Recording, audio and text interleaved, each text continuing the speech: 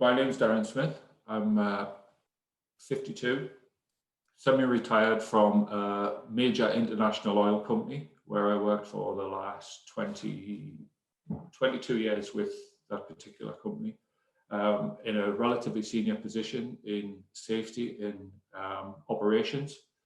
I was the team lead of a group of process safety engineers working in a hostile environment for the last 7 years in the Middle East, which was based in Basra, Iraq.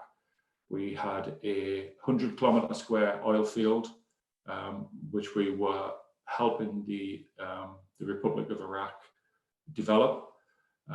Obviously, that environment presented its own challenges, as well as the daily challenges of managing a team of expats, a team of Iraqis, and fundamental basis of the job was to develop the Iraqi nationals up to a point where they could operate safely themselves. So it was a very, very high pressure role, 1 month in Iraq, 1 month at home, and then go back and spend 30 days in country working for 30 days. Obviously, there's still a corporate element of that. There was we used to call it the mothership. We had to report back to the mothership. There was senior company employees above me based in the country as well. The performance criteria for my team was very high, very small core team leading something like 6,000 Iraqi employees and being responsible for their safety on a daily basis.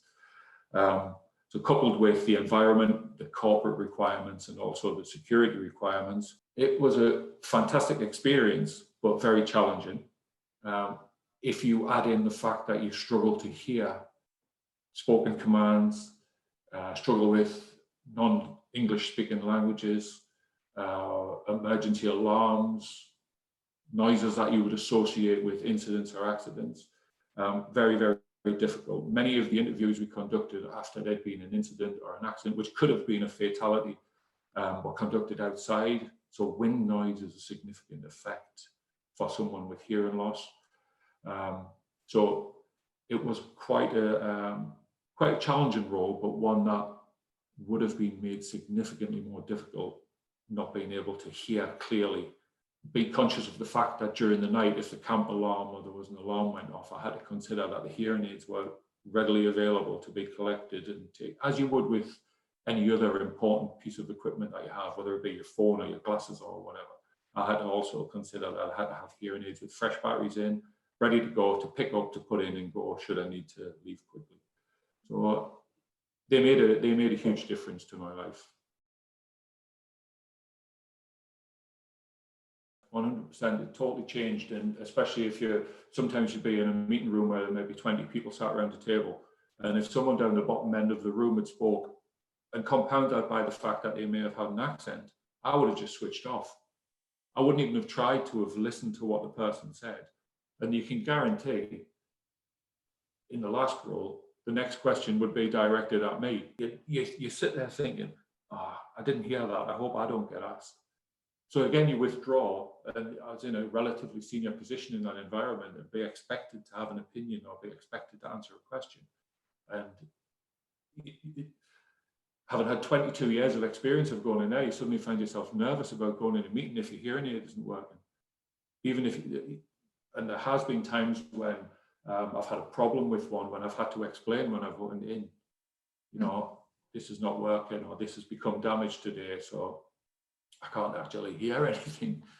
So you have to get people, and then that kind of like, people don't want to raise their voice to speak to you. I guess there's two bits, because if someone's concerned about the aesthetics of it, and I do think there is a little bit there. Even if you're the most unvain person in the world, unlike glasses, I still think there's a little bit, this is just a personal view, but I still think there's a little bit of reticence from people to wear hearing aid that's visible, because you associate hearing aids with old people.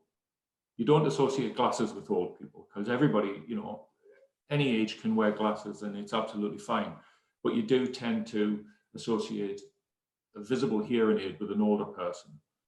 And to wear them kind of at first it wasn't aesthetics, it was kind of going into a work environment with these hearing aids in, that people might make a judgment. Whether they did or not, I don't know. Most people were just curious as to what the wires were. But the in-ear ones, which worked for me, they have a hole in to allow ambient noise through, so that they'll let some noise through. They work fantastically, and they have made a massive difference in all aspects. I wouldn't hesitate to recommend anybody to get them, but they need to be the right kind for the person. So maybe somebody with longer hair, the ones behind the ear are very unobtrusive. The wire is very small. Because I have short hair, besides, you could see it more. But yeah, the benefits outweigh any concerns that you have.